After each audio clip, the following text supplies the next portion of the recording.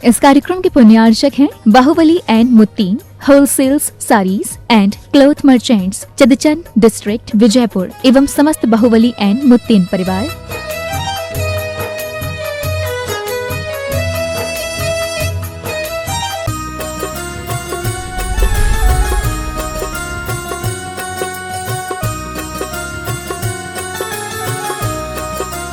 बोलिए देवादिदेव 1008 पार्श्वनाथ भगवान की जय जय जय।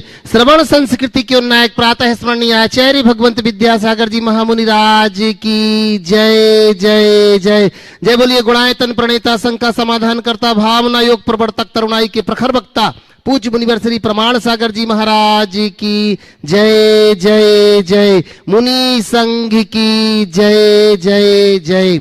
प्रिय बंधुओं, तीर्थराज सम्मेद शिखर की तलहटी गुणायतन परिसर में आयोजित देश के सर्वाधिक लोकप्रिय कार्यक्रम शंका समाधान में यहां उपस्थित एवं देश विदेश से जुड़े उन सभी श्रद्धालुओं का जो कि पारस चैनल, जिनवाणी चैनल एवं प्रामाणिक ऐप के माध्यम से इस कार्यक्रम का सीधा प्रसारण देख सुन व आनंद ले रहे हैं, उन सभी का मैं गुणायतन और श्री सेवायतन परिवार की ओर से हार्दिक हार्दिक अभिनंदन करता हूं। बंधुओं, यह कार्यक्रम प्रारंभ हो उसके पूर्व अपन प्रतिदिन के भांति चलते हैं पूज्य गुरुदेव के चरणों में, जिनका आशीष हमें संबल देता है। तो आए चलते हैं पूज्य गुरुदेव के चरणों में। भो स्वामी नमोस्तु नमोस्तु नमोस्तु। ओ स्वामी इच्छामि इच्छामि इच्छामि। बंधुओं, हमें बड़ी प्रसन्नता है, लोगों ने गुणायतन के आवाहन पर अपने आप को गुणायतन से संबद्ध किया है। आपको मालूम ही है कि गुणायतन का कार्य पंचायतन शैली के इस जिनालय का कार्य बड़ी तीव्र गति से चल रहा है, जो कि बहुत दूर नहीं है वो क्षण जब यहां पर भव्य पंचकल्याणक प्रतिष्ठा महोत्सव होगी। बंधुओं, वो दिन बहुत शीघ्र ही आने वाला है। बंधुओं, वह दिन हमारे बीच में शीघ्र आए उसके लिए अभी और आपके सहयोग की हमें अपेक्षा है। बंधुओं, आज जिन्होंने गुणायतन से जुड़ करके अपने आप को धन्य किया है, ऐसे श्रीमान जिन्होंने स्वर्ण दान के रूप में हमें यहाँ पर समर्पित किया है, स्वर्ण जो पंचायतन शैली का जिनालय बन रहा है, उस जिनालय के लिए ऐसे स्वर्गीय कैलाश चंद जी गंगवाल की स्मृति में श्रीमती सुनीता जी, सुशीला जी गंगवाल, अनिल जी जैन, नवीन जी जैन कतरसगढ़, जिन्होंने कतरासगढ़ से जोरदार ताली बजाकर इनका अभिनंदन करते हैं। अगर यहां उपस्थित हैं तो मैं निवेदन करता हूं वो कृपया मंच के निकट आए, जोरदार तालियों के साथ अभिनंदन। और बंधुओं, हमारे बीच में एडवोकेट चंचल जी जैन रांची से, जो कि विधि सलाहकार हैं हमारे गुणायतन के, मैं निवेदन करता हूं कृपया यहां आए और हमारे इन दानियों का अभिनंदन करके मान बढ़ाएं। आइएगा, मैं निवेदन कर रहा हूं स्वर्गीय कैलाश चंद जी गंगवाल जी की स्मृति में उनके पूरे परिवार को यहां पर आमंत्रित करता हूं, आए और उनका अभिनंदन करने के लिए चंचल जी जैन रांची से, जो कि हमारे गुणायतन के विधि सलाहकार हैं, आइएगा। और इसी के साथ साथ बंधुओं, जिन्होंने गुरुदेव से आशीष पा रहे हैं, अनेक लोग अपने स्वर्ण का सदुपयोग कर रहे हैं। बंधुओं, जब ये पंचायतन शैली का जिनालय बनकर के तैयार हो जाएगा और इसमें जब स्वर्ण का कार्य होगा और भगवान जब इसमें विराजमान होंगे, आप देखेंगे, आप पाएंगे कि हमने अपने स्वर्ण का सदुपयोग किया है, वास्तव में सदुपयोग किया है। जो दे दिया वो लग गया बंधुओं, हमेशा हमेशा के लिए अमर हो गया। बंधुओं, आज जिन्होंने अपने आप को सूत्रधार के रूप में गुणायतन से जोड़ा है, ऐसे श्रीमान अरविंद जी अजमेरा, श्रीमती प्रेरणा जी उदयपुर से हमारे बीच में यहां पर मैं निवेदन करता हूं मंच के ऊपर आए, जोरदार ताली बजा करके हम इनका अभिनंदन करते हैं। मैं इनका अभिनंदन करने के लिए मैं आवाज दे रहा हूं। हमारे बीच में गुणायतन के सीईओ श्रीमान सुभाष पूनम जी यहां पर उपस्थित हैं, कृपया आइएगा और इनका अभिनंदन करेंगे। जोरदार तालियों के साथ अभिनंदन करते हैं, आइएगा। बंधुओं, ये वो परिवार है जो कि लगातार धर्मनिष्ठ रहता है, जिसने समाज की सेवा में अपने आप को समर्पित किया है। मैं निवेदन करूंगा, यह उदयपुर से अजमेरा परिवार पूज्य श्री से आशीर्वाद पा करके सम्मानित हो रहे हैं। वहीं बंधुओं, जिन्होंने निर्माण नायक के रूप में गुणायतन से अपने आप को जोड़ा है, ऐसे श्रीमती लीला देवी जी कंथालिया, धर्मपत्नी स्वर्गीय प्रकाश चंद जी कंथालिया, श्री दिलीप जी वर्षा जी कंथालिया, हृदयांश जी, अक्षरा जी कंथालिया उदयपुर से हमारे बीच में यहां पर उपस्थित हैं। मैं निवेदन करता हूं कृपया मंच के निकट आएं और इनका अभिनंदन करने के लिए मैं बड़े सम्मान के साथ आवाज दे रहा हूं। हमारे बीच में बंधुओं शांतिलाल जी, जो कि प्रांतीय अध्यक्ष है, साथ ही मैं निवेदन करता हूं हमारे सीएफओ सुनील जी से, कृपया आइएगा और इनका अभिनंदन करेंगे। जोरदार तालियों के साथ हम इनका अभिनंदन करते हैं। वहीं विधि सलाहकार के रूप में यहां पर उपस्थित हैं हमारे विजय जी, जोरदार एक बार ताली बजा करके, जो कि सुप्रीम कोर्ट के एडवोकेट है बंधुओं, आज उन्हें किसी विशेष कारण से दिल्ली पुनः जाना है, जाना नहीं है, वापिस आना है, इसलिए जा रहे हैं। इनका मन तो सदैव गुणायतन में ही रहता है, ये सच है। सुभाष जी, आपका तो पता है गुणायतन का, पर वास्तव में विजय जी का मन हमेशा गुणायतन में रहता है। एक बार ताली बजा दो ऐसे विजय जी साधना जी के लिए बंधुओं। और हम चलते हैं प्रथम प्रश्न के रूप में। मैं आवाज दे रहा हूं यहां पर हमारे बीच में जिन्होंने अपने आप को सूत्रधार के रूप में जोड़ा है, अरविंद जी अजमेरा, श्रीमती प्रेरणा जी उदयपुर से, जो कि समाज सेवी हैं। गुरुदेव के चरणों में नमोस्तु नमोस्तु नमोस्तु। गुरुदेव, सर्वप्रथम तो हम नमोस्तु करते हैं आपको। आपने इस देश को इतना सुंदर मंदिर दिया है। गुणायतन का सिर्फ अभी बनना ही देखा है, ऐसा अभी तक कहीं पूरे देश में मैंने नहीं देखा। इतना सुंदर मंदिर जो बन रहा है, इस पे मैं आपको नमस्तु।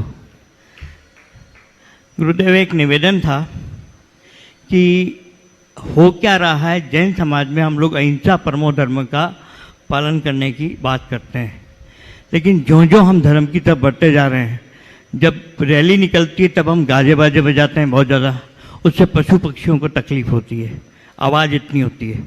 हम जब महावीर जयंती पे जाते हैं तो हजारों गाड़ियां, हजारों स्कूटर एक साथ निकलते हैं, जीव जंतु मरते हैं। हम लोग आचरण में भोजन के दौरान खाना अच्छा नहीं है, हटाओ इधर से, ये मतलब हम जैन परिवारों में आचरण क्यों दोष हो रहा है? बिल्कुल सही बात कही है। हमारे जीवन में हमारी चर्या क्रिया इस तरह की होनी चाहिए जिसमें अहिंसा की प्रधानता हो, और हमें हर क्रिया में अहिंसा का ध्यान रखना चाहिए। जहाँ तक जुलूस जलसे की बात है, ये स्वाभाविक है। जब धर्म प्रभावना के लिए आप जुलूस जलसा निकालेंगे, एक माहौल बनता है, वातावरण बनता है, और उससे लोग आपके धर्म की महिमा और गरिमा को जानते हैं।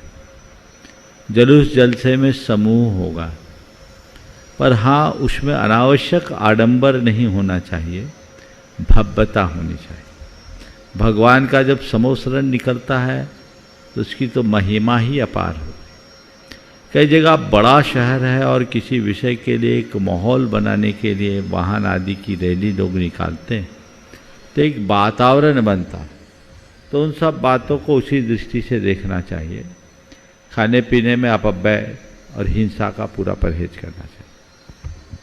बंधुओं, परिजन मधुबन से जो कि प्रतिभा स्थल की छात्रा है, वो तैयार रहेंगे। उसके पूर्व मैं एक भूल सुधार कर रहा हूं, जो कि निर्माण नायक के रूप में आज जुड़े हैं, श्रीमती लीला देवी जी कंथालिया, धर्मपत्नी श्रीमान प्रकाश चंद जी कंथालिया, श्री दिलीप जी वर्षा जी कंथालिया, रुद्यांश जी अक्षरा जी कंथालिया, वो उदयपुर से थे। जोरदार ताली बजाकर के उनका हम बहुत बहुत बहुत बहुत अभिनंदन करते हैं। लीजिएगा। और इसके बाद तैयार रहेंगे, निवेदन करूंगा मैं, श्रीमती सुशीला देवी जी, शांतिलाल जी गंगवाल सीए, जो कि जयपुर से हैं, प्रांतीय अध्यक्ष गुणायतन। महाराज जी के चरणों में मेरी परिवार की तरफ से बारंबार नमोस्तु। महाराज जी, मैं प्रतिभा स्थली में पढ़ती हूँ। हमें बताया गया था कि जब भगवान को मोक्ष प्राप्त हो जाता है तब वहाँ पे देव आके उनके चरण चिन्ह बना देते हैं। तो महाराज जी, जो शिखर जी का पहाड़ है, वहाँ से तो 4 भगवान मोक्ष ही नहीं गए, तो उनके चरण चिन्ह वहाँ कैसे बने? बहुत अच्छा है। देखो, ये तो 20 तीर्थंकरों की निर्वाण स्थली है और इंद्र ने यहाँ 20 ही भगवान के लिए चरण चिन्ह बनाए। पर हम लोग बहुत होशियार हैं। हमने सोचा काल के दोष के कारण 4 यहाँ नहीं आए, अब पहाड़ पर चढ़ ही गए तो उन 4 की भी वंदना कर ले, इसलिए उनके 4 के स्थान हमने निश्चित कर दिए और उसी में निपट गए। मूल ये 20 तीर्थंकरों की निर्वाण स्थली दीजिएगा। और इसी के साथ मैं निवेदन करूंगा श्रीमती सुशीला देवी जी, शांतिलाल जी गंगवाल यहाँ पर, और पुनः इसके बाद तैयार रहेंगे। निवेदन करूंगा जो आज निर्माण नायक के रूप में जुड़े हैं, कंथालिया परिवार से, यहाँ पर प्रश्न करने के लिए उपस्थित रहेंगे। परम पूज्य मुनिवर के चरणों में 3 बार नमोस्तु नमोस्तु नमोस्तु। 5 छुल्लक महाराज के चरणों में इच्छा में इच्छा में इच्छा में। महाराज जी, मेरा छोटा सा प्रश्न है कि मुनि संघों में गण संघ और गच्छ संघ ये होते हैं और क्या हमारे दिगंबर संघों में भी ये सब परंपरा है? ये मुनि गच्छ संघ और गण संघ क्या है? शास्त्रों में गण और गच्छ का उल्लेख आता है। 2 और 3 मुनियों का गण होता है और 5, 7 या उससे अधिक मुनि के समूह का गच्छ होता है। तो गण 2 या 3 मुनि हो और 5, 7 या उससे अधिक हो गच्छ है, ऐसी बात। एकल बिहारी? हाँ, एकल बिहारी? एकल नहीं, एकल में गण नहीं होता, गण 2 या 3 में होता है। नमस्ते महाराज जी, नमस्ते महाराज, नमस्ते। चलिएगा और निवेदन करो निर्माण नायक रूपंजन श्रीमती लीला देवी जी गंथालिया परिवार से अपना प्रश्न रख रही हैं। और इसी के बाद मैं निवेदन करूंगा भैया अनिमेश जी गोमिया, अनिमेश जी गोमिया। नमोस्तु नमोस्तु नमोस्तु, इच्छामि इच्छामि इच्छा। मेरा प्रश्न ये है कि महाराज जी, मेरे को समय शिखर जी के आने के बाद इतना क्रोध आया, इतना क्रोध आ रहा, इतना क्रोध कि मैं छोटी वाली सिस्टर से इतना लड़ा कि मैं कुछ बता नहीं सकती हूँ। मेरे को इसका समान प्रायश्चित करना है बस। देखिए, क्रोध है गलती की, पर ये आपकी सरलता है कि हिम्मत करके सबके सामने आप अपनी कमजोरी प्रकट बस करें। मुझे इसका प्रायश्चित बता। देखिए, क्रोध एक आवेग है और उस आवेग में विवेक खो जाता है, तो इसका एक अभ्यास आपको करना होगा। आप प्रायश्चित तो लें, लेकिन ऐसा तो कहीं भी आ जाता होगा। ये समस्याएं रोज की है। आपको कुछ उपाय मैं बता रहा हूँ। यदि नियमित अभ्यास कीजिएगा तो आप अपने क्रोध से बहुत जल्दी मुक्ति पा लेंगे। पहला काम, रोज भावना योग करें। भावना योग के बारे में जानते हैं? भावना योग आप देखिए, भावना योग की उपलब्धता आपको यहाँ हो जाएगी यूट्यूब के माध्यम से। डेली भावना योग कीजिए। एक इसके अलावा दिन भर सुबह से एक जगह बैठ करके पहले तो आप कम से कम 108 बार मुझे शांत रहना है, मुझे शांत रहना है, इस मंत्र का उच्चारण करें दीर्घ लयात्मक तरीके से। अपने घर के दरवाजे पे लिख लीजिए मुझे शांत रहना है। अपने कमरे के अंदर लिख लीजिए शांत रहना है। यदि मोबाइल यूज करती तो मोबाइल के वॉलपेपर में रख लीजिए मुझे शांत रहना है। अपने क्या बोलते हैं, रिंग टोन में मुझे शांत रहना है। दिन भर जब मुझे शांत रहना है, मुझे शांत रहना आपके कानों में गूंजेंगे तो वो आपके अवचेतन मन में चला जाएगा। फिर जब गुस्सा आएगा ना तो अंदर से आपका अवचेतन मन कहेगा मुझे शांत रहना है, शांत रहना है। आपको शांत रहने का स्वभाव आ जाएगा। सोच को बदलिए, मुझे सकारात्मक रहना है। ये जो आप भावना योग करिएगा तो बहुत अच्छे परिणाम आएंगे। आप आज से ही प्रण लीजिए और 3 महीने तक कीजिए। मुझे पूर्ण उम्मीद है कि आप कभी आकर खुद कहोगे महाराज जी चमत्कार हो गया, जीवन बदल गया।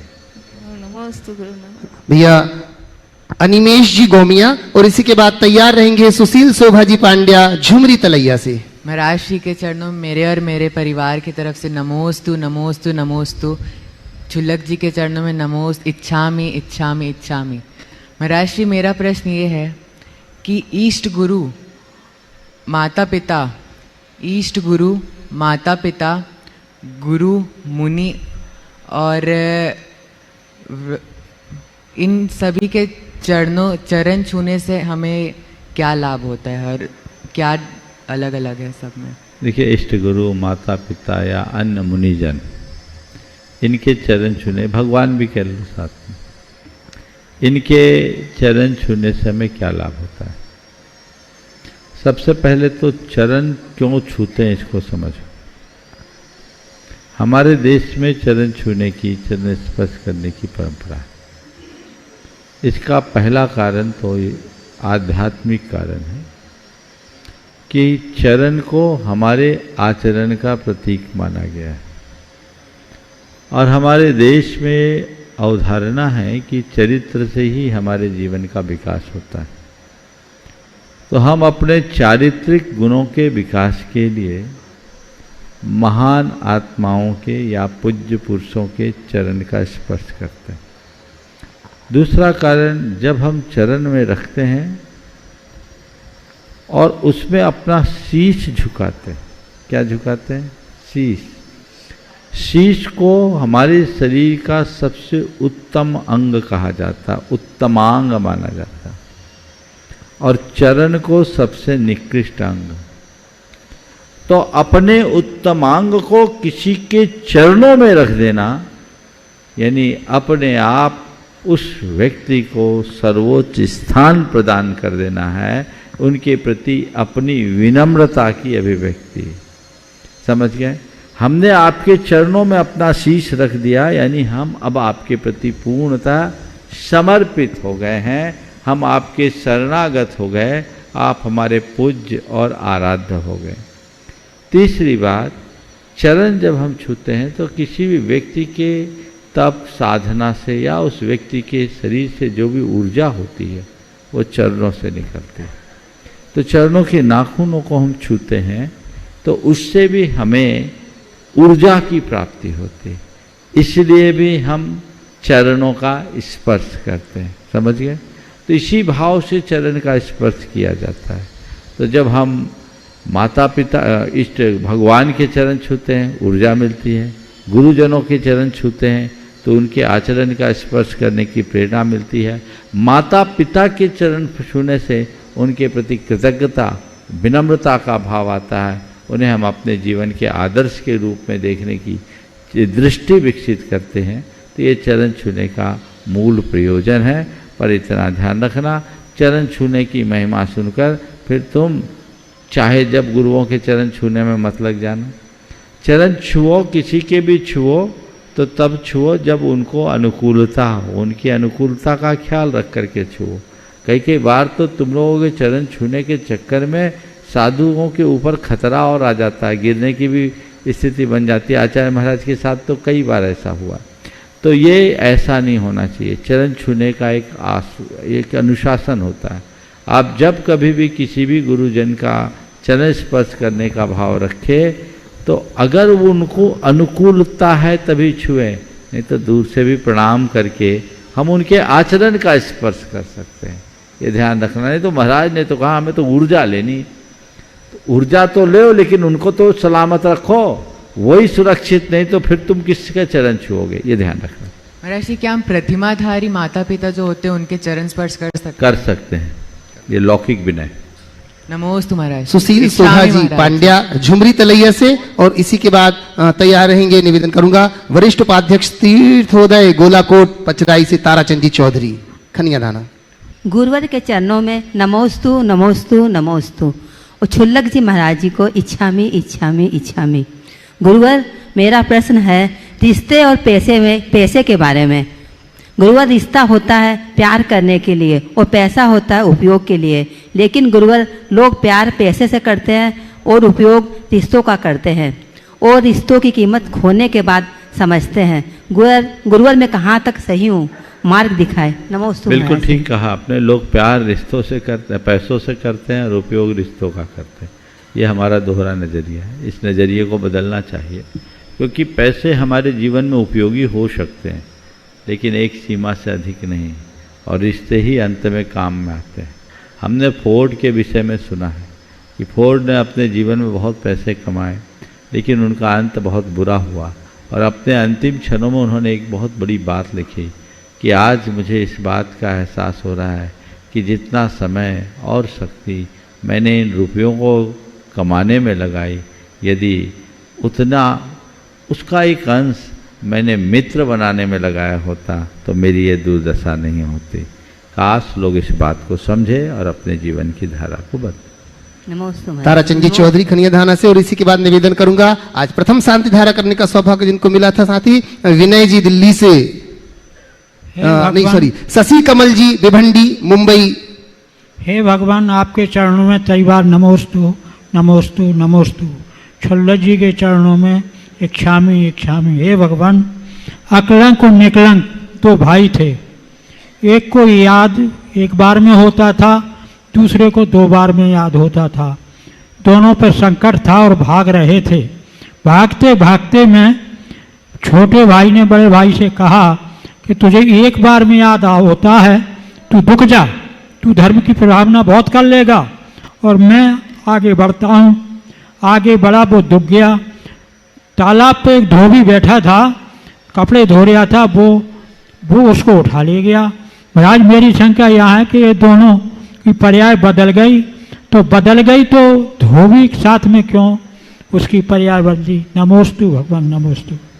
देखिए, ये सब चीज़ें जो व्यक्ति के सामने जीवन मरण का सवाल जब आ जाता है, उस समय वहाँ जो भी नीतिपूर्ण होता है वो काम करते हैं।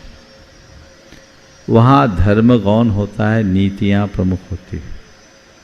वे दोनों भाग रहे थे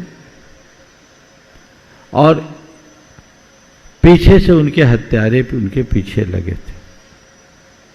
प्राणों का संकट था, अपने आप को बचाना था, और बचाने के लिए जब देखा तो नीति कहती सर्वनाशे नाशे समुत्पन्ने अर्धम तजति पंडिता।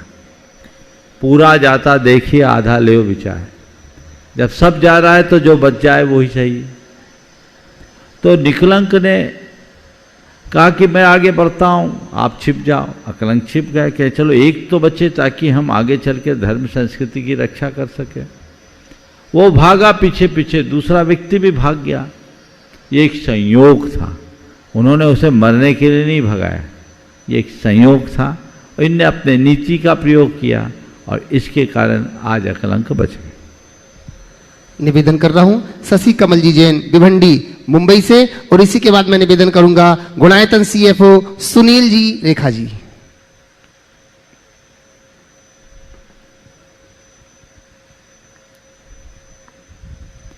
बोलो।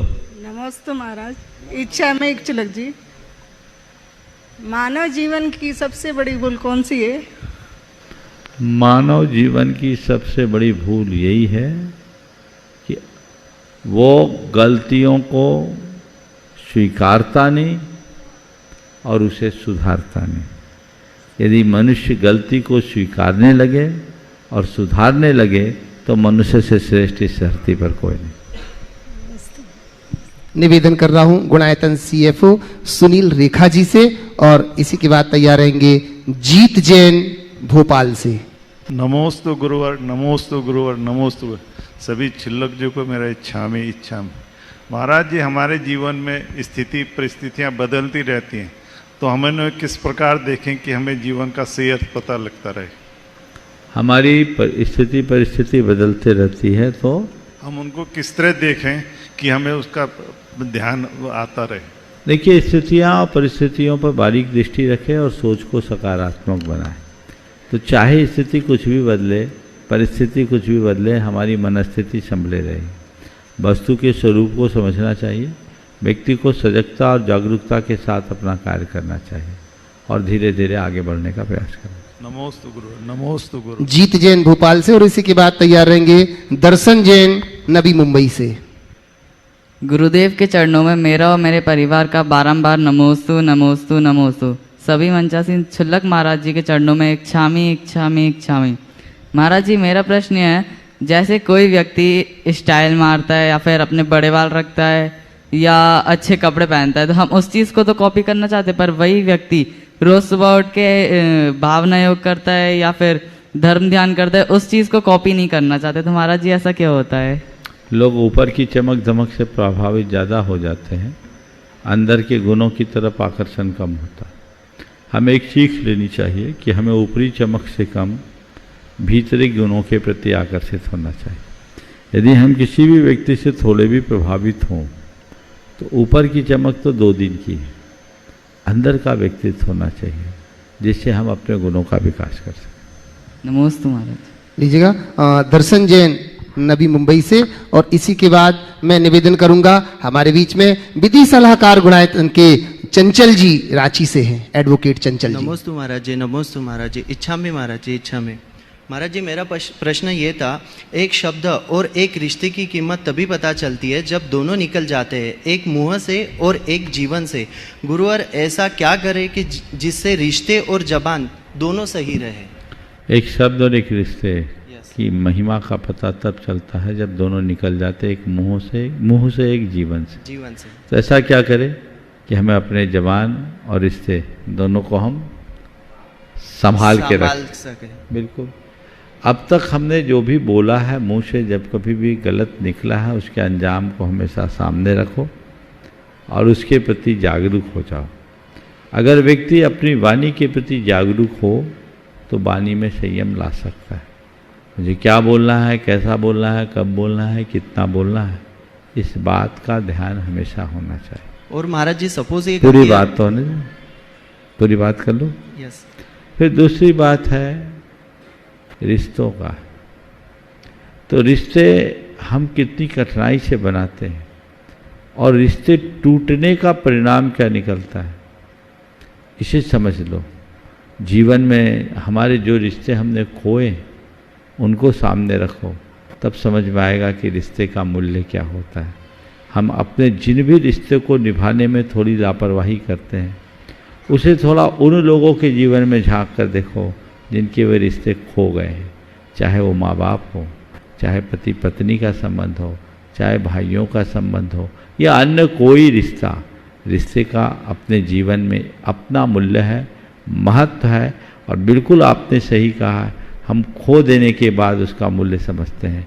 काश जिन्होंने खोया उनसे हम सीख लें, तो हमें अपने रिश्तों के प्रति सजगता और सावधानी लाने के लिए प्रयास करने की जरूरत नहीं पड़ेगी, अपने आप आएगी। नमस्ते महाराज। एडवोकेट चंचल जी रांची से, विधि सलाहकार गुणायतन, और फिर तैयार रहेंगे शुभेंदु जी ललितपुर। महाराज श्री के चरणों में बारंबार नमोस्तु नमोस्तु नमोस्तु। महाराज श्री, आज के जनरेशन में खास करके जब नया साल आता है तो लोगों में एक न्यू ईयर रिजोल्यूशन लेने का होड़ लगा रहता है। न्यू ईयर रिजोल्यूशन लेने का एक होड़ लगा रहता है। लोग कुछ संकल्प लेते हैं, कुछ लोग सोचते हैं कि मैं सुबह जल्दी उठूँ, कुछ लोग सोचते हैं कि मैं व्यायाम करूं रेगुलर, बट वो संकल्प हफ्ता 10 दिन 15 दिन में वो समाप्त हो जाता है, उसको आगे नहीं बढ़ा पाते। तो मेरा 2 प्रश्न है इसमें कि जीवन में किसी भी कार्य को, चाहे वो धर्म हो चाहे वो कर्म हो, उसमें संकल्प कितना महत्व है और उन संकल्पों को कैसे पूरा किया जाए। बहुत अच्छा सवाल आपने किया है। हमारे जीवन में संकल्प का बहुत महत्वपूर्ण स्थान है। सर्वम संकल्पवशात् भवति लघुर्भवति वा वहाँ। हमारे जीवन में जो कुछ भी होता है हमारे संकल्प के कारण ही होता है। हमारे अच्छे बुरे संकल्प ही हमारे जीवन को अच्छा और बुरा बनाते हैं। संकल्प के बल पर ही मनुष्य शिखर पर चढ़ता है और मनुष्य का दुष्ट संकल्प ही उसे रसातल में पहुंचाता है। इसलिए बिना संकल्प की सिद्धि नहीं है, ये बात तो हमें गांठ में बांध लेना चाहिए। संकल्प का मतलब है हमने जिस बात का संकल्प लिया उस लक्ष्य के साथ अपने मन को बांध लेना। जब हम अपने मन को पूरी तरह बांध देते हैं तब वो हमारा संकल्प टिका होता है और वही संकल्प सिद्धि में परिणत हो पाता है। लेकिन जिनका संकल्प शिथिल या लचीला होता है वो मन की बात मान लेते हैं, इधर संकल्प लेते हैं और इधर संकल्प तोड़ देते हैं। संकल्प तोड़ देने वाले व्यक्ति अपने जीवन में कुछ भी हासिल नहीं कर सकते और दृढ़ संकल्पी व्यक्ति के लिए कुछ भी असंभव नहीं होता। इसलिए जीवन में कुछ भी पाना है तो दृढ़ संकल्पी बने। संकल्प ले, जो भी संकल्प ले उसके प्रति पूरी तरह समर्पित हो जाए। जब तक वो संकल्प की पूर्ति ना हो हमारी नींद उड़ जानी चाहिए। ये मुझे करना है तो पक्के तौर पर करना ही है, पीछे मुड़ करके देखने का तो कोई सवाल ही नहीं है। जो भी संकल्प के धनी होते हैं वे ही आगे बढ़ पाते हैं। हम दुनिया के जितने भी सफलतम लोगों के विषय, जितने भी सफलतम लोग हैं, यदि उनके जीवन में झांक कर देखेंगे तो ये अच्छे से समझ में आएगा कि वो इस ऊंचाई तक कैसे पहुँचे अपने संकल्प के बल पर। और कई लोग हाँ ऐसा चलता है, जो व्यक्ति एक छोटे से संकल्प को पूरा नहीं कर सकता वो किसी को पूरा नहीं कर सकता। इसलिए अपने संकल्प को जब कभी भी हम लें, मन से संकल्प लें और अपने मन को उस संकल्प से बांध दें तो कभी भी गड़बड़ नहीं हो। शुभेंद्र जी ललितपुर से, और इसी के बाद मैं निवेदन करूंगा मंचा सिंह हमारे व्रती श्राविका गुरुवर के चरणों में बारंबार नमोस्तु। गुरुवर, मेरी जिज्ञासा ये है कि हम जीवन में हम चीज़ों के प्रति कम से कम कैसे रिएक्ट करें जिससे हम दोनों ही परिस्थिति में मेंटली स्टेबल रह सकें, चाहे सुख हो चाहे दुख हो। कृपया समाधान कीजिए। चीज़ों के प्रति हम कम से कम कैसे रिएक्ट करें जिससे हम दोनों परिस्थितियों में स्टेबल रह सकें, मेंटली स्टेबल रह सकें, चाहे सुख हो या दुख। देखो, इसका बड़ा सरल सा तरीका, सुख और दुख दोनों को एक संयोग मान करके स्वीकार करो।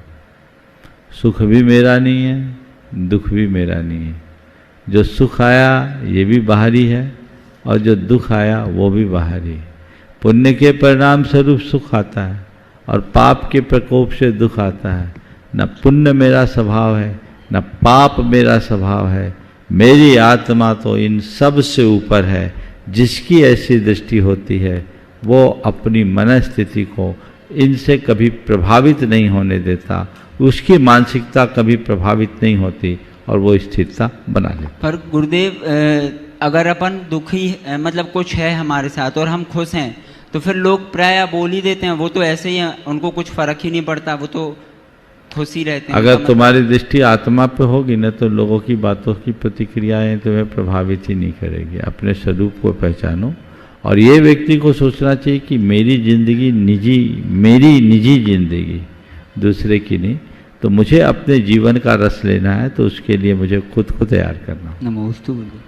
निवेदन कर रहा हूँ व्रती श्राविका सुलोचना जी, उदासीन आश्रम ईश्वरी से। 188 प्रमाण सागर जी महाराज के चरणों में बारंबार नमस्तु। सभी क्षुल्लक जी महाराज के चरणों में बार बार नमस्तु। महाराज श्री प्रतिक्रमण में आता है एक जगह गो स्पदाय, गो का अर्थ गोखुरु का वर्णन आता है प्रतिक्रमण। गोस्पदाय मतलब, तो उसका वर्णन कहीं मिला नहीं, बहुत जगह खोजा और खाली आता तो मिलता तो गोखुरु का शब्द आता है। तो इसको थोड़ा विस्तार से बताएं। वर्धमानाय नमो नमत विद्वसे यज ज्ञानांतर्गतम भूत्वा त्रैलोक्यम गोस्पदाय। हम भगवान महावीर को नमस्कार कर रहे हैं, ऐसे भगवान महावीर को जिन्होंने इंद्र भी जिनकी वंदना करते हैं और 3 लोक के सारे पदार्थ उनके ज्ञान में गाय के गोस्पद यानी गाय के खुर के समान आचरण करते हैं। गाय के पूरे शरीर में उसका खुर कितना बड़ा होता है, इतना सा, तो उनका ज्ञान तो है गाय के शरीर के बराबर और लोक की बातें हैं उनके खुर के बराबर। ये इसका अर्थ। नमस्ते महाराज, नमस्ते। निवेदन कर रहा हूं मंचासीन बंधुओं, आचार्य भगवंत से दीक्षित पूज्य गुरुदेव के चरणों में रह करके जो साधना रत हैं, ऐसे जिन्होंने अपना जीवन ही सुभग बना लिया है, पूज्य क्षुल्लक श्री सुभग सागर जी महाराज के चरणों की वंदना करती हुई निवेदन कर रहा हूं अपने प्रश्नों से उद्घाटित करेंगे आज के समाधान को। पूज्य मुनिवर के चरणों में बारंबार नमोस्तु नमोस्तु नमोस्तु। महाराज जी, ऐसा कहा जाता है कि whenever correct decision is taken late, फिर से बोलिएगा। whenever a correct decision is taken late, it is wrong। यानी निर्णय यदि समय से पूर्व सही निर्णय भी यदि लेट लिया गया तो वो गलत होता है। तो महाराज जी, निर्णय लेने की शक्ति को कैसे? बहुत अच्छा सवाल। अगर सही निर्णय भी सही समय पर न लिया जाए तो वो गलत होता है। आपका सवाल बिल्कुल सही है कि हम सही निर्णय लेने का गुण अपने भीतर कैसे विकसित करें। 2 तरह की स्थितियां होती है। कुछ लोगों में एक नैसर्गिक गुण होता है जिन्हें हम प्रत्युत्पन्न मतित्व कहते हैं। वो बड़े सूझबूझ संपन्न होते हैं और उनके निर्णय प्रायः सही होते हैं, लेकिन सब में ऐसी क्षमता नहीं है। हम अपने निर्णय को सही निर्णय में कैसे बदलें, उसके लिए कुछ बातें मैं आप सबके बीच देना चाहूँगा। कोई मनुष्य कितना भी सक्षम हो, ये कोई जरूरी नहीं कि उसके सारे निर्णय सही हो। बहुत सारे निर्णय गलत भी होते हैं। पर अगर हमने कोई गलत निर्णय लिया है तो उसका अफसोस न करें। गलत निर्णय से सीख लेने की कला सीखें। पहली बात, अगर आप गलत निर्णय की समीक्षा करोगे तो सही निर्णय की क्षमता विकसित होगी। बात मेरी सुन रहे हैं? गलत निर्णय की समीक्षा करने पर सही निर्णय की क्षमता विकसित होती है। एक सीख ले कि अब ऐसी गलती मैं नहीं दोहराऊंगा, उसकी पुनरावृत्ति नहीं करूंगा। आज के बाद जब कभी भी ऐसी सिचुएशन आए तो मैं इसे ध्यान में रखूंगा। तो ये समीक्षा व्यक्ति के सुधार का एक बड़ा आधार बनती है। ऐसा प्रयास करना चाहिए, हम सही निर्णय के लिए इसमें सक्षम होंगे। तो पहली बात, गलत निर्णय से सही निर्णय की सीख ले। दूसरी बात, पहली बात, गलत निर्णय जब कभी भी हो तो अपनी गलत निर्णयों की समीक्षा करे और उससे सीख लेने की कोशिश करे, उसे सुधारने का प्रयत्न करे, तो हम सही निर्णय लेने की कोशिश करेंगे, उसमें सफल होंगे। दूसरी बात, अपने मन में इतना आत्मविश्वास रखें कि गलत निर्णय को भी सही में बदल सके। गलती हो जाए, घबराए नहीं, आत्मविश्वास होना चाहिए और गलत निर्णय को भी सही निर्णय में परिवर्तित करने का मादा रखना चाहिए कि यदि हमने कुछ गलती की है तो उसे हम सुधार भी सकते हैं। आपने सर हरि सिंह गौर का नाम सुना होगा, बैरिस्टर थे, सागर विश्वविद्यालय के संस्थापक, जिन्होंने अपनी सारी संपत्ति उसके लिए समर्पित कर दी। उनके बारे में मैंने सुना कि एक बार वो अपने किसी केस में आर्गुमेंट करने के लिए गए, फाइल ढंग से देख नहीं पाए, अपनी व्यस्ततावश या जो भी कारण हो, अपने अगेंस्ट आर्गुमेंट करने लगे, अपने ही क्लाइंट के अगेंस्ट आर्गुमेंट करने लगे। सामने वाले वकील का चेहरा खिल गया, इनके मुवक्किल के प्राण सूखने लगे कि ये वकील साहब तो हमारे विरोध में बोल रहे हैं, अब हमारा क्या होगा। उनके मुंशी ने उनकी पतलून खींची कि सर आप अपने ही अगेंस्ट जा रहे हैं। उन्होंने अपना मानसिक संतुलन बिल्कुल भी नहीं खोया, मानसिक संतुलन बनाए रखे और उसी धारा में बोलते रहे, आर्गुमेंट पर आर्गुमेंट दिया। उसके बाद एक गिलास पानी पिया, पूरी बात बोल चुकने के बाद एक गिलास पानी पिया और पानी पीने के बाद कहा, सर योर ऑनर, अभी तक मैंने जितनी बातें कही ना, ये सब मेरा प्रतिवादी वकील कहेगा। अभी तक मैंने जितनी बातें कही ये सब मेरा प्रतिवादी वकील कहेगा। अब मैं एक एक करके इनका खंडन करता हूं। और ये इतिहास की अद्भुत घटना है, आप लोगों के शायद कहीं रिकॉर्ड में भी होगी, वकील साहब यहां बैठे। उनने एक एक करके अपने ही आर्गुमेंट का खंडन किया और वो केस जीत गए। सही है ना, ये रिकॉर्ड में है ना। तो ये एक क्षमता है सफल होने की। तो ऐसा करो। फिर तो पहली बात, गलत निर्णय की समीक्षा करके उन्हें सुधारे। दूसरी बात, आत्मविश्वास इतना रखें कि गलत निर्णय हो जाए तो उसको लेके घबराए नहीं, उसे सही करने का मादा अपने अंदर रखे। और तीसरी बात, जब भी कोई निर्णय लेना हो दुविधा में ना पड़े, उसके परिणाम का एक पूर्व आकलन करें और भगवान का नाम लेकर निर्णय ले लें। आपका निर्णय अपने आप सही हो जाएगा, फिर ज़्यादा कुछ सोचने की जरूरत नहीं होगी। हाँ, लेकिन सही समय पर निर्णय लेना, हड़बड़ी में निर्णय नहीं लेना। उससे बचने के लिए हर बात के औचित्य का विवेक रखें। क्या बात कहाँ कितनी जरूरी है, इस औचित्य का बोध जिन्हें होता है उन्हें निर्णय लेने में कठिनाई नहीं होती। निवेदन कर रहा हूँ पूज्य शुल्लक श्री स्वरूप सागर जी महाराज के चरणों में वंदन करते हुए, जिनके प्रश्नों से उद्घाटित होगा जैन धर्म का स्वरूप। मुनीषी के चरणों में बारंबार नमोस्तु। महाराज श्री, बहुत सारे लोग ऐसा कहते हुए पाए जाते हैं, खासकर शहरी लोग, कि हम बहुत सारे लोगों के बीच में रहकर भी, भीड़ में रहते हुए भी अकेले हैं। वहीं साधु लोग इस चीज़ की साधना करते हैं कि हम कैसे भीड़ में रहकर अकेले रह पाएं। तो महाराज श्री, उस अकेलेपन में और इस अकेलेपन में क्या अंतर है, और वो अकेलापन कैसे छोड़ा जाए और इसको कैसे प्राप्त किया जाए? कुछ लोग भीड़ में रह करके भी अपने आप को अकेला महसूस करते हैं, और कुछ लोग साधु इसकी साधना करते हैं कि हम भीड़ में अकेला रह पाएं। बहुत अच्छी बात। महाराज जी ने बहुत अच्छा सवाल किया कि कुछ लोग हैं जो भीड़ में रहते हुए अकेलेपन का अनुभव करते हैं, और साधु भीड़ में रह करके भी अकेलेपन का अभ्यास करते हैं। दोनों के अकेलेपन में अंतर क्या है? भीड़ में अकेलापन दो स्थितियों में, एक जब हमारी किसी से अपेक्षा रहे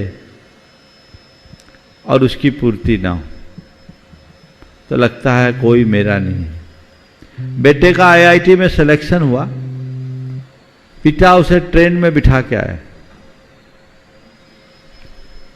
सीट पे बिठा के आया लेट आया, थोड़ा उदास। माँ ने पूछा क्या बात है, बड़े उदास दिख रहे? बोले कुछ नहीं। बेटे को बिठा दिया, पर ट्रेन में बड़ी भीड़ थी। ट्रेन में भीड़ थी, बिठा दिए, इतने दुखी क्यों? बोले क्या करे बेटा, पहली बार मुंबई जा रहा और एकदम अकेला है। भीड़ है तो अकेला कैसे? भीड़ तो है फिर भी अकेला है, इसलिए कि वहां उसका कोई नहीं है, वहां उसका कोई नहीं है, वो अकेला है। जहां पर की अपेक्षा है, अब मन साल रहा है साथ काश कोई साथ होता। इस अकेलेपन में कसक होती है, जहां साथ की अपेक्षा है और साथ नहीं दे रहा है। लेकिन साधु जिस साधना का अभ्यास करते हैं, भीड़ में भी अकेलेपन, कोई साथ नहीं देता, ये दूर की बात है। सच्चे अर्थों में कोई साथ दे नहीं सकता तो देगा कैसे? मुझे किसी की साथ की जरूरत ही नहीं, मैं एकाकी हूं और मैं अकेला हूं। ये सब नदी नाव संयोग है, आए हैं चले जाएंगे। इस संसार में जो आया है अकेला आया है, अकेला जाएगा। ये अनुभूति एकत्व की परम अनुभूति है, जो स्वरूप बोध के साथ होती है, जो शांति प्रदान करते हैं। निवेदन कर रहा हूँ पूज्य शुल्लक श्री चिद्रूप सागर जी महाराज के चरणों में वंदन करते हुए, स्वस्वरूप की प्राप्ति हेतु जो निकल पड़े हैं। पूज्य मुनि श्री के चरणों में कोटि कोटि नमोस्तु। महाराज जी, प्राय सभी मानते हैं कि भगवान में सर्वज्ञता का गुण होता है और वो हित का उपदेश करते हैं, लेकिन जैन धर्म में एक विशेषता कि भगवान वीतरागी होते हैं। कृपया इस विशेषता पर, इसके महत्व पर एक बार फिर से। सभी मानते हैं कि भगवान सर्वज्ञ होते हैं और हितोपदेशी होते हैं, परंतु जैन धर्म में एक तीसरी विशेषता है कि भगवान वीतरागी होते हैं। तो इसके महत्व पर प्रकाश डालने की कृपा करें। देखिए, सर्वज्ञता और हितोपदेशिता ये जैन धर्म की विशेषता है, बिल्कुल, और वो वीतरागता भी उसके साथ जुड़ी हुई है। तो सर्वज्ञ हितोपदेशी होने के साथ साथ भगवान का वीतरागी होना उनका एक विशिष्ट गुण है, और वह वीतरागी है इसीलिए सर्वज्ञ है। हमें कोई भी सर्वज्ञ कब बनेगा? जब उसके अंदर वीतरागता होगी, क्योंकि राग बंधन का कारण होता है, और जब तक बंधन है तब तक आवरण है, आवरण है तब तक सर्वज्ञता नहीं हो सकती। इसलिए सर्वज्ञता को उद्घाटित करने के लिए वीतरागता का गुण अपेक्षित है ही। निवेदन कर रहा हूँ पूज्य शुल्लक श्री क्षमादर सागर जी महाराज के चरणों में वंदन करते हुए। नमस्ते महाराज जी। दो बातें महाराज जी, एक शरीर है और पैसा है। शरीर स्वस्थ है तो सुख है, अस्वस्थ है तो दुख है। शरीर स्वस्थ है तो सुख है, अस्वस्थ है तो दुख है। पैसा है तो सुख है, पैसा नहीं है तो दुख है। तो यदि ये बातें सबके साथ घटती हैं तो वर्तमान में जो तत्व को जानने वाले हैं वो लोग इसमें माध्यस्थ भाव कैसे लेके? नमस्ते महाराज जी। शरीर स्वस्थ है तो सुख है, शरीर अस्वस्थ है तो दुख है। पैसा है तो सुख है और पैसा नहीं है तो दुख है। पहली बात में तो मैं सहमति देता हूँ, दूसरी बात मुझे हजम नहीं हो कि शरीर स्वस्थ है तो कदाचित हम मान सकते हैं सुख है और शरीर अस्वस्थ है तो दुख है। लेकिन पैसे का खेल तो दूसरा, पैसा है तो दुख है और नहीं है तो दुख। होने पर ज़्यादा दुख है, नहीं होने पर कम दुख है। ये पैसे का रोग ही ऐसा है। इसलिए व्यक्ति को चाहिए कि वो पैसे की प्यास से अपने आप को बचा के चले। निवेदन कर रहा हूँ पूज्य शुल्लक श्री आदर सागर जी महाराज के चरणों की वंदना करते हुए आदर पूर्वक निवेदन। नमोस्तु भगवान। पहले कपड़ों में गरीबी पर आचरण में अमीरी होती थी, आज आचरण में गरीबी पर कपड़ों में अमीरी है। भगवान गरीब किसे कहें? पहले कपड़ों में गरीबी, आत्मा में आचरण में अमीरी होती थी। आज आचरण में गरीबी और कपड़ों में अमीरी दिख रही है। आपने पूछा अमीरी हम किसे कहें, गरीबी किसे कहें? देखिए, सच्चे अर्थों में गरीबी और अमीरी का संबंध हमारे ऊपरी स्टेटस से नहीं है, ऊपरी ठाट बाट से नहीं है। गरीबी और अमीरी का संबंध हमारे अंदर की परिणति से। गरीब वो नहीं जिसके पास अर्थ का अभाव है, गरीब वो है जिसके पास असंतोष का भाव है। भूखा वो नहीं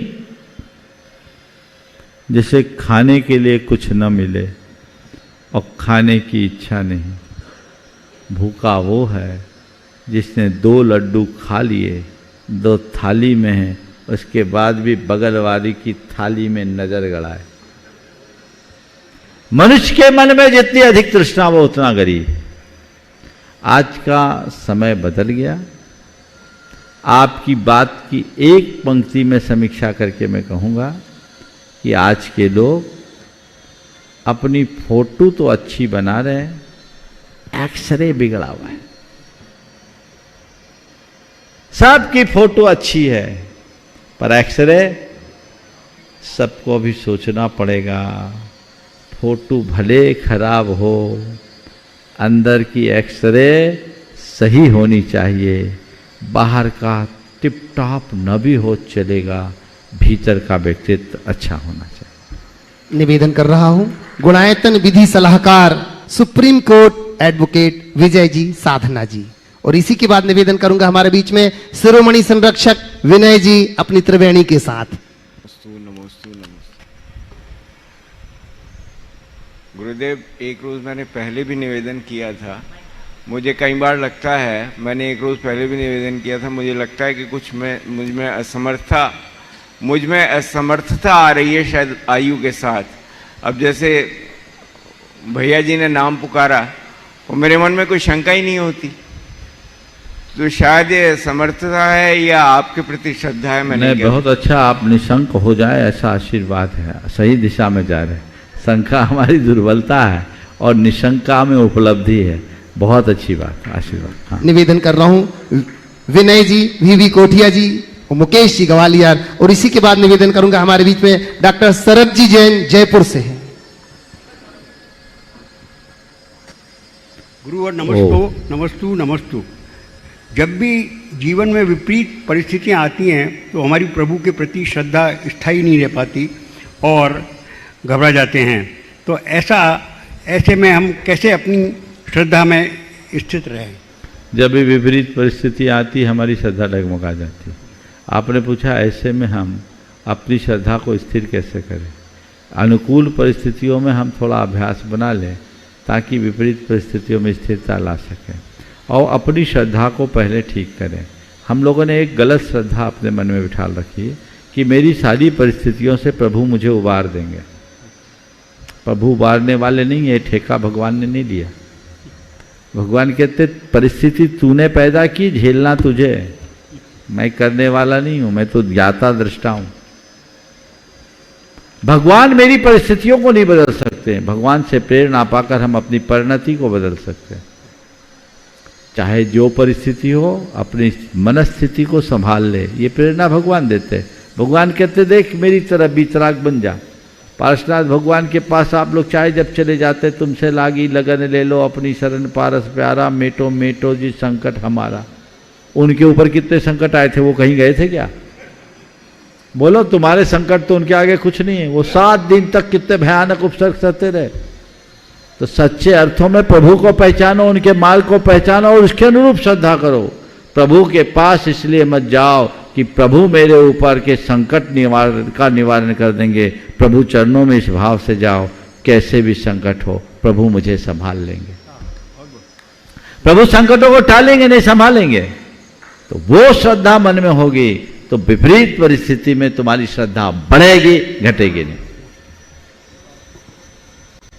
सब महाराज जीओ को नमोस्तु नमोस्तु नमोस्तु, सबको जय जिनेन्द्र जय जिनेन्द्र। महाराज श्री, मैंने बहुत शास्त्र पढ़े हैं, पर किसी भी शास्त्र में मैंने ये नहीं पढ़ा कि तीर्थंकरों की शक्ति कितनी है, पावर कितनी है, और मैं उस रास्ते पे कैसे जाऊं। बस ये जरा सा सवाल। तीर्थंकरों की शक्ति कितनी है, पावर कितनी है, मैं उस रास्ते में कितने कैसे जाऊं, और उनकी शक्ति कितनी है, पहले तो ये नहीं पता चला। मैं बता रहा हूं। हमारा आपने पूछा तीर्थंकरों की शक्ति कितनी है, तो तीर्थंकरों की तो इतनी शक्ति इतनी शक्ति इतनी शक्ति है कि सारी दुनिया को पलट डाले। महाराज जी क्यों पलटेंगे वो? सुनो दुनिया तो मेरी बड़ी बात, मुश्किल से मेरी बात तो सुनो। हाँ, सुनाओ। तीर्थंकरों के पास इतनी शक्ति है कि सारी दुनिया को पलट डाले, पर वो ऐसा प्रयोग नहीं करते। दुनिया वालों की बुद्धि पलटते हैं तो सारी दुनिया का रास्ता अपने आप ठीक हो जाता है। और हम कैसे बने? कुछ मत करो, तीर्थंकरों के पावर को ऑब्जर्व कर लो तो आज नहीं कल उस रास्ते पर पहुंच सकोगे। नमोस्तु नमोस्तु नमोस्तु महाराज जी। इच्छामी इच्छामी इच्छामी चोलक जी। महाराज जी, मैं परिवार में सबसे बड़ा हूँ, तो परिवार में किस तरह से तालमेल रखते हुए आगे बढ़ें, ये थोड़ा सा रास्ता दिखाइए, शांति रहे और देखिए, बड़े हो तो बड़प्पन नहीं हो। बहुत संक्षेप में बता रहा हूँ, आचार्य श्री का एक हाइकू है। बड़े छोटे पे वात्सल्य विनय से एकता पाए। बड़े छोटे के प्रति वात्सल्य रखे, छोटे बड़ों के प्रति विनय रखे। छोटे बड़ों का बहुमान करे और बड़े छोटों का ध्यान रखे, एकता अपने आप हो जाए। नमोस्तु नमोस्तु। डॉक्टर सरज जी जयपुर से। पूज्य गुरुदेव के श्री चरणों में नमोस्तु नमोस्तु नमोस्तु। गुरुदेव, शहर के विकास और आज की संस्कृति के कारण से ये हो गया है कि हम लोग शहर छोड़ करके बाहर कॉलोनियों में आ गए हैं, और जो बाहर कस्बों के लोग थे, गाँव के लोग थे, वो भी कॉलोनियों में आ गए, रहने लग गए, परिवर्तन हो गया। इसके कारण से हमारे पुराने मंदिर, पुराने हमारे ग्रंथ, पुराना हमारा साहित्य और जो पुरानी प्रतिमा जी हैं वो तो वहीं पे मंदिरों में स्थापित है, और उनकी दशाएं हम सभी जानते हैं कि किस तरह से हो रही है। क्या हम लोग श्रावक श्राविकाओं का धर्म बनता है कि हम मंदिर जी की व्यावृत्ति या प्रतिमा जी की व्यावृत्ति या ग्रंथों को ठीक करना या इस तरह के जो शारीरिक कार्य है वो हम लोग करें? कई जगह तो कमेटी वाले मना कर देते हैं कि जगह पैसा ही नहीं है। तो ऐसे मंदिरों को, हमारी संस्कृति को सुरक्षित करें, हमारे ग्रंथों को सुरक्षित करें। इतने बड़े बड़े अच्छे अच्छे ग्रंथ हैं आज हमारी कॉलोनी में। देखिए, बहुत ही अच्छी बात आपने प्रकट की है और एक बड़ी गंभीर और चिंताजनक बात। चूँकि आज जिस तरह का परिवर्तन हो रहा है उसे तो हम रोक नहीं सकते। हर गांव शहर के बसाहट में परिवर्तन हो रहा है, पुराने शहरों से लोग नए इलाके में जा रहे हैं। चूँकि इंफ्रास्ट्रक्चर की एक प्रॉब्लम है और भी चीज़ें, पर मैं ये कहता हूँ इसे हम रोक नहीं पा रहे हैं तो कोई बात नहीं, कुछ कार्यों से जुड़े रहे। अपनी जो भी मूल क्रियाएं हैं वो मूल मंदिर में करें। जैसे कोलकाता में एक परंपरा है, जितने भी मरण परण के काम होंगे वो बड़े मंदिर में ही होंगे। जो मूल कार्य है बड़े मंदिर में ही होता है, तो लोगों का आवागमन बना रहता है। गांव कस्बों से जो लोग मंदिर छोड़ करके आ गए, वहाँ नित्य पूजा अर्चा की व्यवस्था करें, और ऐसी व्यवस्था करें कि खास अवसरों पर हम अपने उस मूल मंदिर में जरूर जाएं, परिवार के साथ जाएं, ताकि जुड़ाव बना रहे। और वैसा भाव बना रहेगा तो स्थितियां अनुकूल बन सकती है। अन्यथा लोग भगवान को भगवान भरोसे छोड़ेंगे तो ठीक बात नहीं है। और एक सबसे बड़ी विचित्रता ये है कि जहाँ मंदिर है वहाँ की संपत्ति ऐसे लोगों के हाथ जा रही है जो हमारे पूरी संस्कृति पर खतरा है। चंद पैसे के लोभ में लोग देने लगे हैं। लोगों को चाहिए कि हम अपनी संपत्ति को ऐसे ही छोड़ दें, लेकिन ऐसे लोगों को न दें जिससे हमारे मंदिर की असाधना हो, जहाँ हिंसा और रक्तपात हो। यदि ये जागरूकता होगी तो चीज़ें बदलेगी और हम काफ़ी कुछ संभल पाएंगे। समय आप सबका हो गया, यहीं पर विराम। बोलिए परम पूज आचार्य गुरुवर श्री विद्यासागर जी महाराज की जय।